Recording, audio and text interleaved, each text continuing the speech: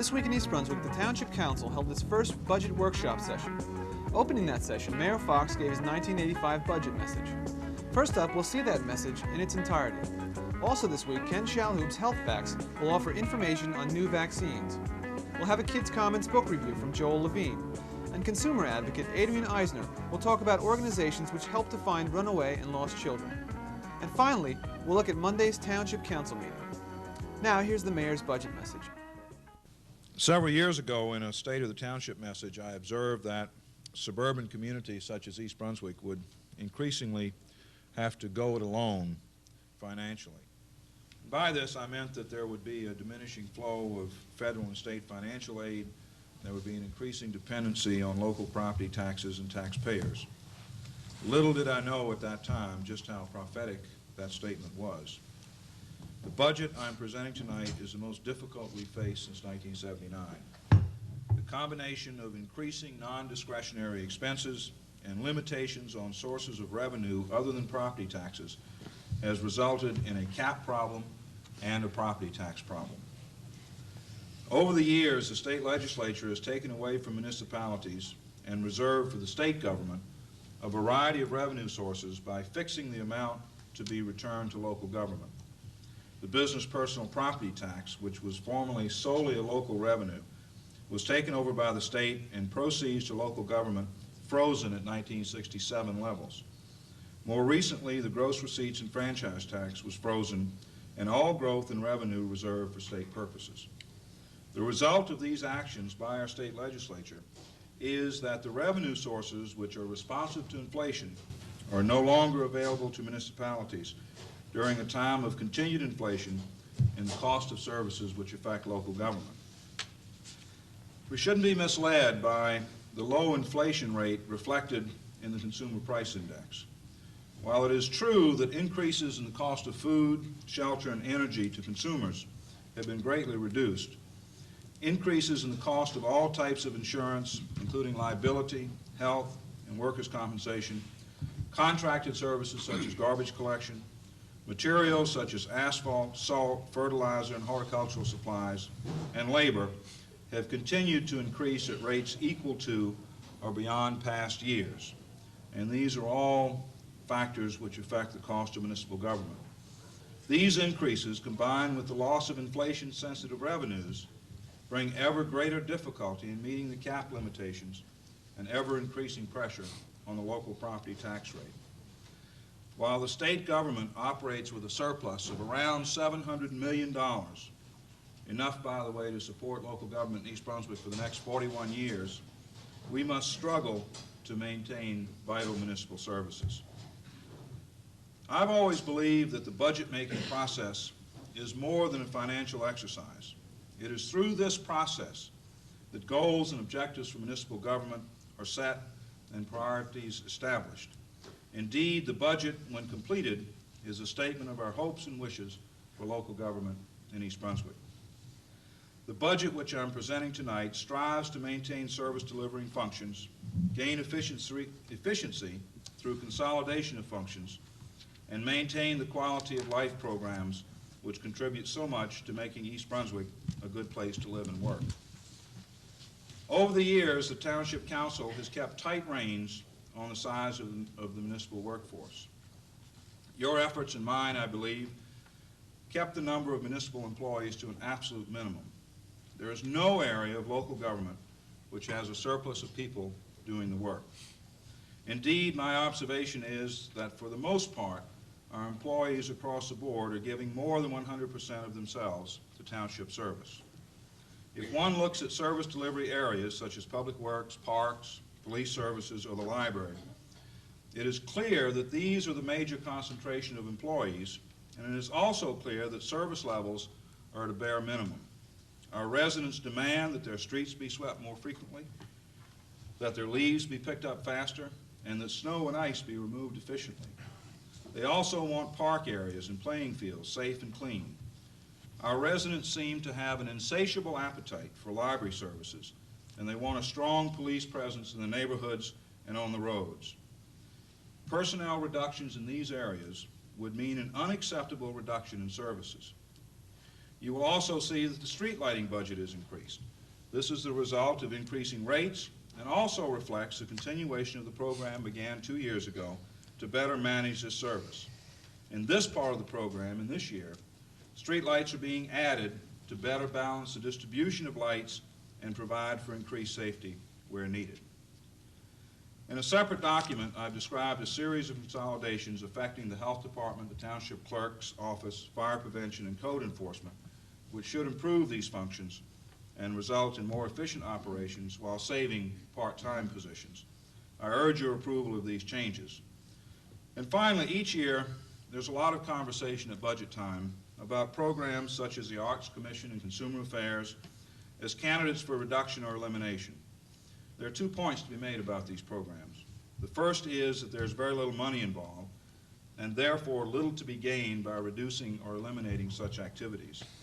The second is that for the small amount of money involved, these 1 or 2 or 1/2 person programs deliver a big return in improving the quality of life in our community. I urge you to leave them intact.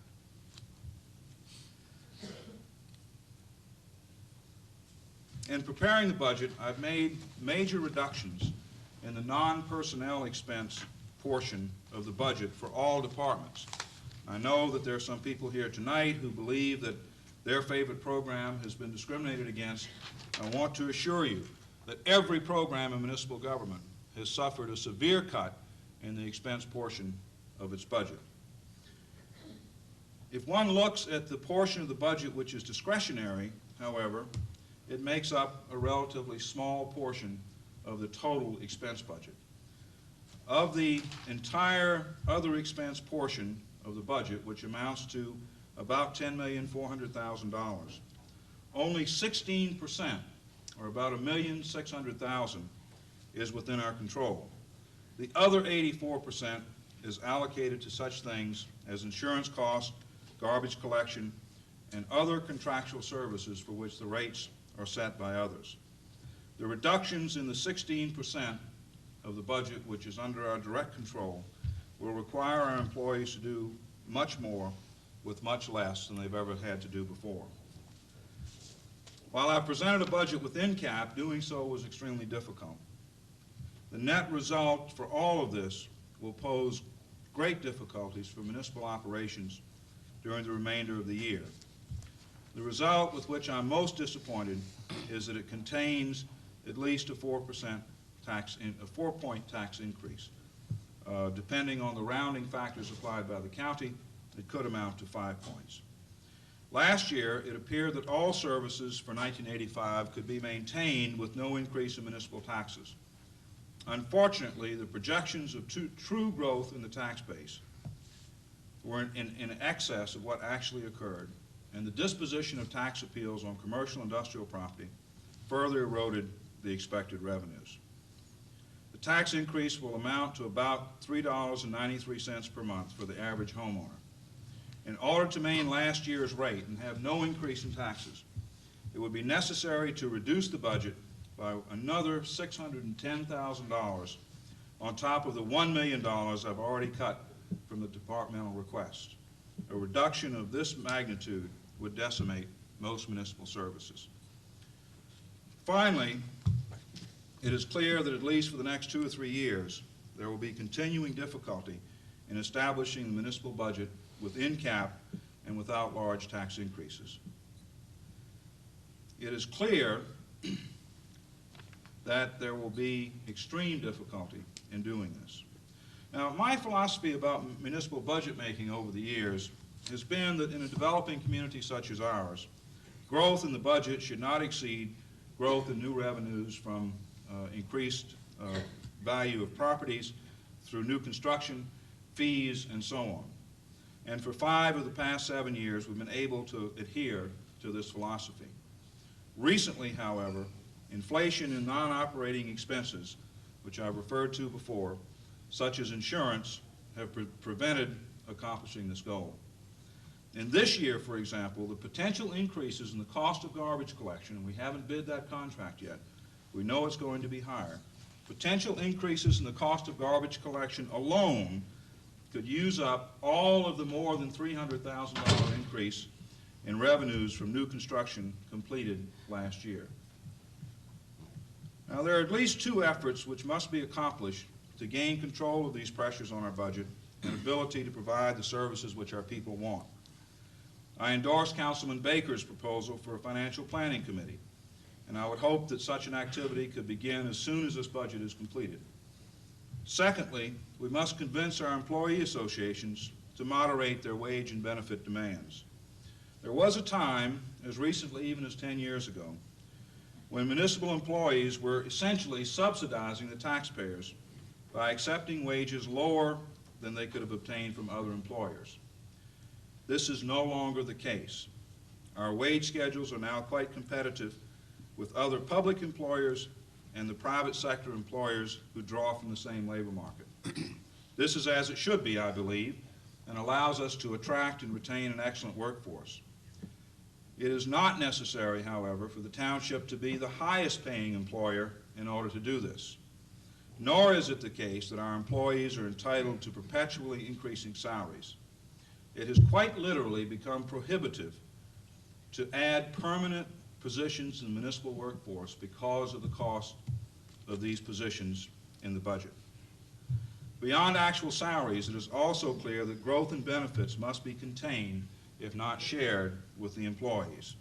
Increases in the cost of our present health benefits, for example, are responsible for much of the difficulty with this budget. The combination of careful financial planning, which should, by the way, include representatives of the employee associations, and restraint on the part of our employees in bargaining, coupled with careful management of our resources, should allow us to weather the storm and maintain the outstanding municipal government which people in East Brunswick have come to expect. And now it's in your hands. The next Township Council budget hearing will be held Thursday, March 21st at 8 p.m. It will take place at the library and will be cablecast live here on Channel 8. Departments of Finance, Administration, Public Works and Water Resources, and the Municipal Court will make their budget presentations at that time. Now here's a look at next week's Channel 8 schedule. We begin our cablecast week with Look Great, Feel Great at 10 a.m. This week, Lenore Kulik will have exercises for pregnant women. At 10:30, Target focuses in on living with an adolescent with host Paula Durant. Tuesday at 7:30, a special recast of Let's Talk Health with Ken Shalhoub interviewing Dr. Robert Salston on the controversial topic of childhood vaccines. On You and Your Money at 8 p.m., Paul Hansen will talk about financial planning with attorney CPA Jay Van Pelt. Wednesday at 7:30, Spotlight on Education will look at the high school's internship program, followed at 8:30 by a special Spotlight presentation on the 1985 school budget.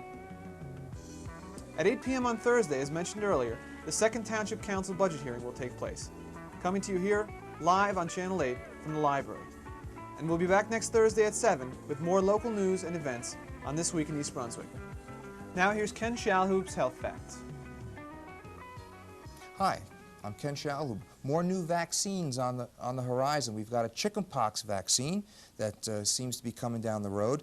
It uses what's known as an attenuated virus, similar to the polio vaccine that was invented some years ago, where they take the virus and they somehow treat it with either radiation or heat or something along those lines, so that the virus no longer causes the disease, but still in fact produces the antibody response so that you are then immune to the disease.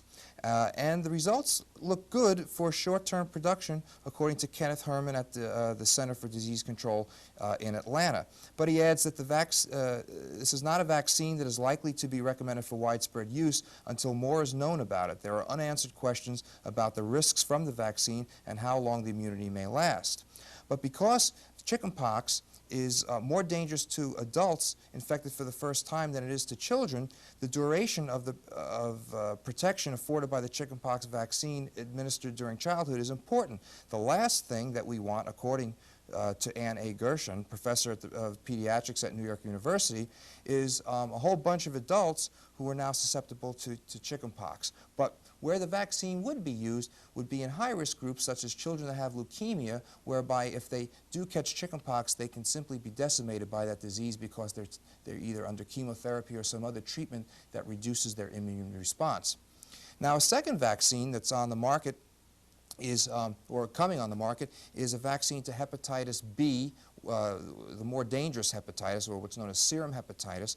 There's one on the market right now which is derived from human sources, human blood sources, and it's very expensive. It costs about $100 for the 3-shot regime, and there are fears because it comes from human blood sources, and now with AIDS in the limelight, it's just not something that people are very happy about administering. Well, the new hepatitis vaccine is going to use, again, the new DNA techniques, and they feel that the vaccine will be a lot safer because it's not from blood sources, and although they're uncertain about the final cost because of development costs incurred with the DNA techniques, they feel that down the road the vaccine will in fact be much, much cheaper, and we may someday not have to worry about this problem known as hepatitis B or serum hepatitis. Thanks for watching Health Facts. I know who you are. You're Louise from Sesame Street. Yes, and who are you? We're Daisy Girl Scouts.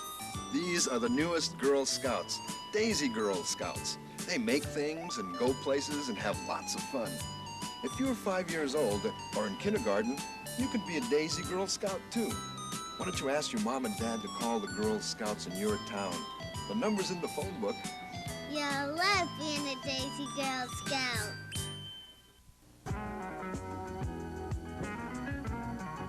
Hi, my name is Joe Levine, and I reviewed Prove Yourself a Hero by K.M. Payton.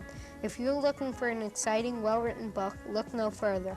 This is a fast-paced book that involves a heart-rending kidnapping.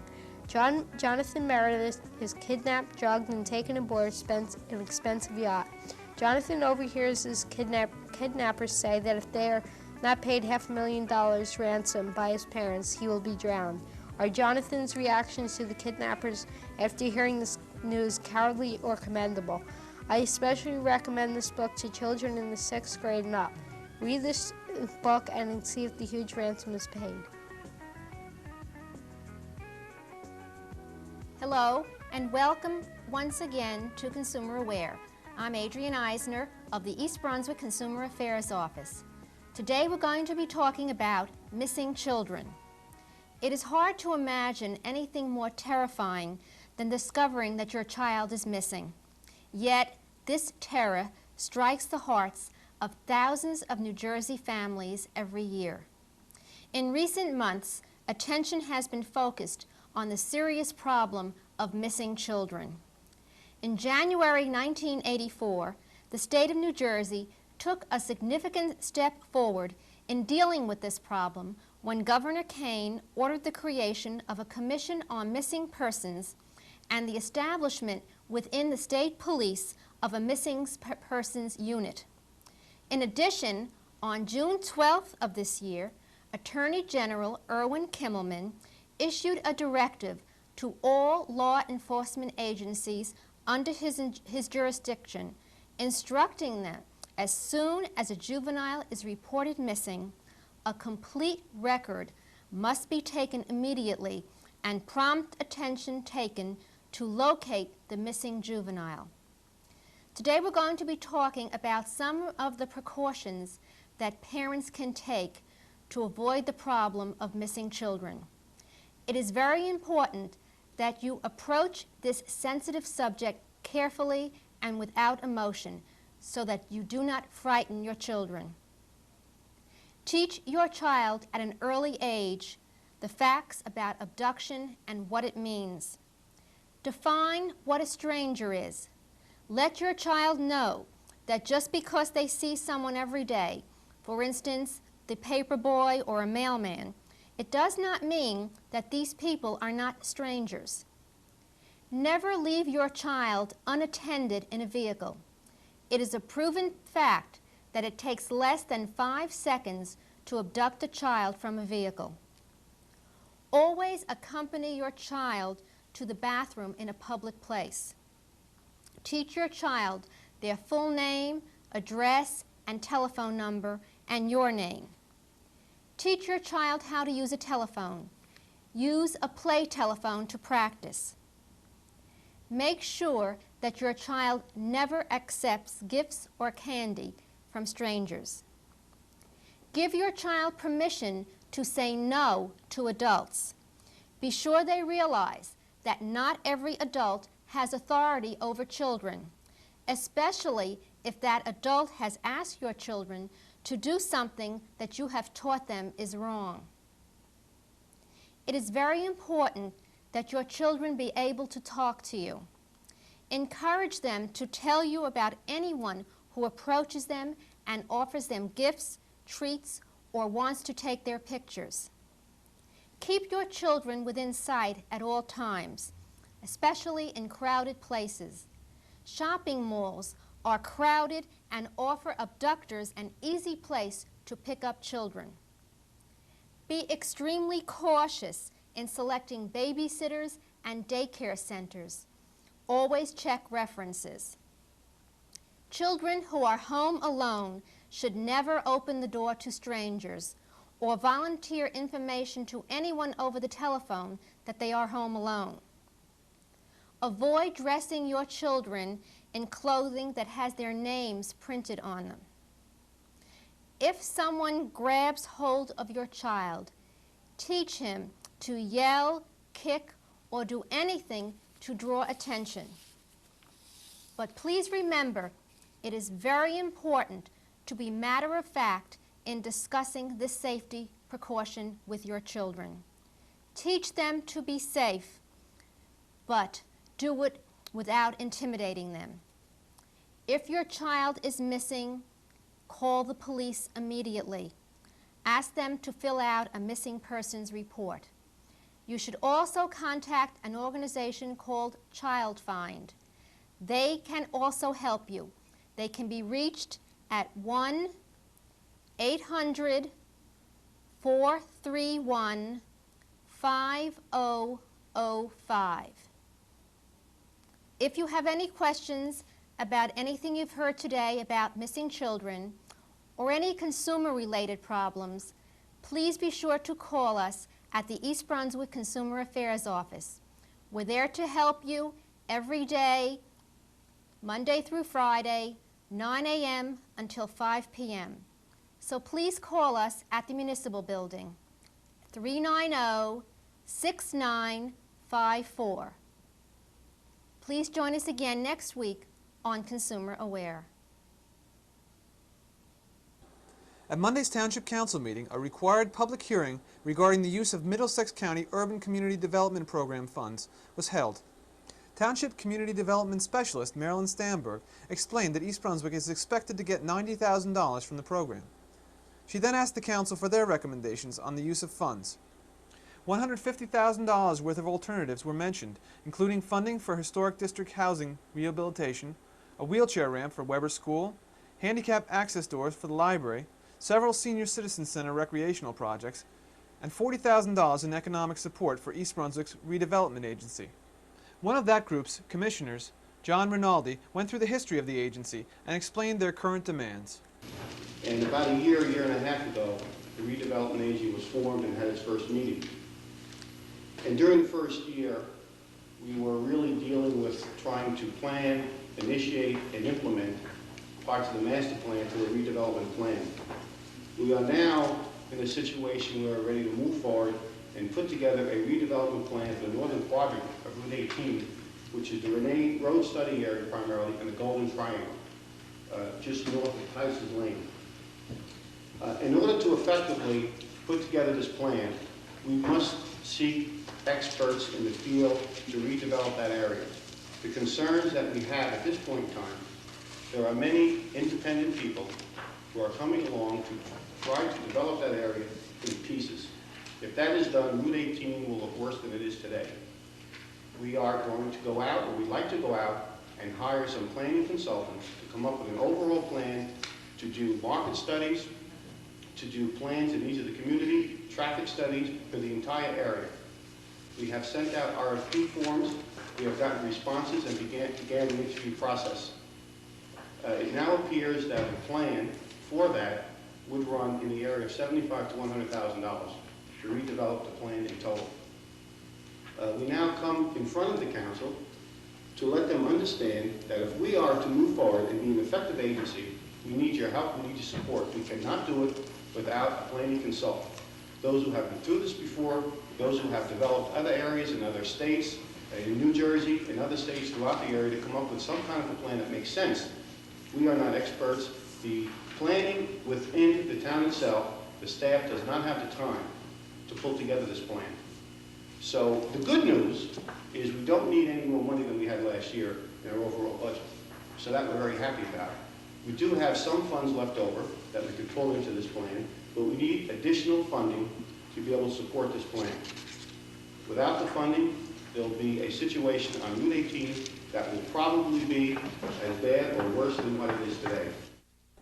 Administrator David Weil brought out the township's priorities for funding, topped by the Redevelopment Agency and Historic District Rehabilitation Funds and the library doors. He also pointed out a discrepancy between the township's $40,000 allotment for the Redevelopment Agency and the agency's request for $66,000. At Councilman Baker's suggestion, the final figure was dropped to $59,500, leaving the full $30,000 suggested for the Historic District rehabilitation. Capital monies will be used to finance the library doors. Again, a reminder, the Township Council budget hearings will be cablecast live from the library next Thursday, March 21st at 8 p.m. That's all for this week. Thanks for watching.